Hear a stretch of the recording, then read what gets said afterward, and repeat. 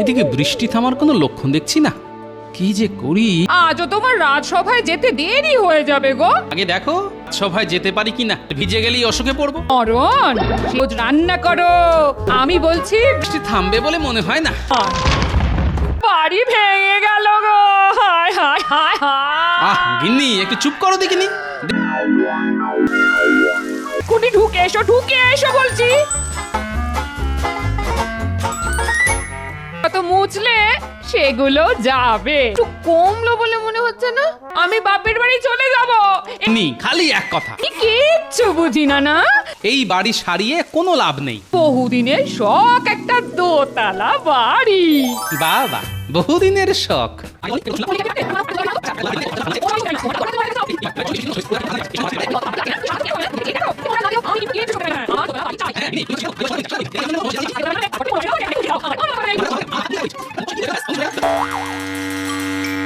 আপনি শুধু শুধু চিন্তা করছেন মহারাজ। তুমি বলতে চাইছো রাজসভায় আসতেও গোপালের আলস্য? যখন কোনো সমস্যার কথা বলেন তখন আমরা সবাই কত রকম আলোচনা করি। কথার উত্তরে কি বলেছিল জানেন? ওর কাজ হচ্ছে মহারাজকে হাসানো। এর সাথে আমার আজ সকালে দেখা হয়েছিল। গোপাল কি এখন পথে বসে আছে? ভাঙিনি যাতে গোপাল পথে বসে। নদীতে ভালো মাছ পেয়েছে, সেই মাছ বসে বসে ধরছে। কতটা সাহায্য চাইবো সেই হিসাব নিকাশ করতেই বেলা হয়ে গেল। এই তো গোপাল। গোপাল কি ভুলে গেছে হাসাতে, নাকি তার মন পড়ে আছে ভাঙা বাসা থেকে ভালোই হলো। তোমার বাড়ি ভেঙে গেল কি করে? পুরনো হলে যা হয় আর কি, অনেকদিন সারানো হয়নি। এত বৃষ্টি, সে তো ঠিকই, নইলে আবার ঝড় চলে বিপদ হবে। কাছে একটা দোতলা বাড়ি বানাবার মতো অর্থ নেই। সর্বনাশ! গোপাল, তোমার হলো কি? শ্রীমশাই, একটা বাড়ি কখনো সামান্য হতে পারি? সাহায্য করতে পারেন? গোপাল একটা দরকারি চেয়েছে, আর এটুকু সাহায্য আমরা রাজকোষ থেকে তো করতেই পারি। না বলছি, আপনি আমাকে এখানে ডেকে আনলেন কেন? যা বলছি মন দিয়ে শোনো।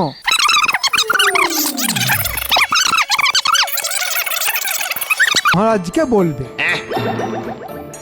আমি খাজাঞ্চিকে খুঁজেই পাচ্ছিলাম না। আগে হ্যাঁ মহারাজ। আচ্ছা আচ্ছা ঠিক আছে। মুখ থেকেই শুনুন। মহারাজ, আমাদের খুব দুর্দশা চলছে। আমি প্রজাদের কথাই বলছি মহারাজ।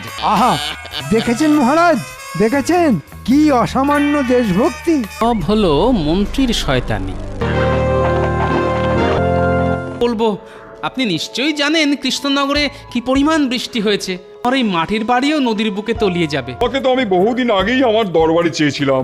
আর তোমার গিন্নি এই মুর্শিদাবাদে এসে থাকতে পারো, সাহায্য আমি করতেই পারি, কিন্তু কেন করব সেটাই হলো আসল কথা। আপনি যা কিছু করবেন সেটা আমাকে ভালোবেসেই করবেন, এটাই আমার আশা। খুব বড় মুখ করে তো নবাব বাহাদুরকে বলে দিলাম। বলি সকাল থেকে বসে আছো আর বিড় করছো। তা তো ঠিকই, আমার কপাল গো কপাল। তুমি বসো, আমি ভাত নিয়ে আসছি। ভালো ইলিশ মাছ আছে। বাহ বাহ বাহ। ওই পুঁটির মা দিয়ে গেল, বললো দাদা খাবে। হ্যাঁ, তাই নিয়ে এসো। কিভাবে দোতলায় উঠবো, সিঁড়ি বা মই ছাড়া? উফ, ভালো পরামর্শ দিতে পারতো।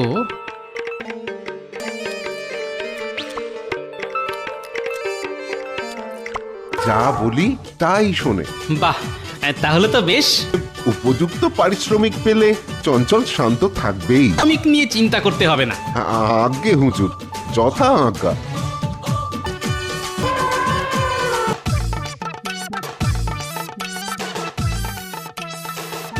আস্তে আস্তে ওই দোতলা মহলের পিছনে গিয়ে দাঁড়াই। ঘটনা করবেন নবাব সাহেব, কিন্তু এমন একটি ঘটনা ঘটেছে যে আপনার ঘুম ভাঙাতে বাধ্য হলাম। কি করে? সিঁড়ির সামনে তো প্রহরী, তোমরা কি ঠিক দেখেছো? আমি নিজের চোখে দেখিনি, তবে গোপাল যদি উঠেও থাকে কোনো সিঁড়ি বা মই ছাড়া উঠেছে। কি করে সম্ভব? আমি ওর পিঠে চড়েই আপনার দোতলা মহলে উঠে পড়ি। নবাব বাহাদুরের জয়। না গোপাল, এটা তোমার বুদ্ধির জয়। জয় গোপালের জয়, জয় গোপালের জয়।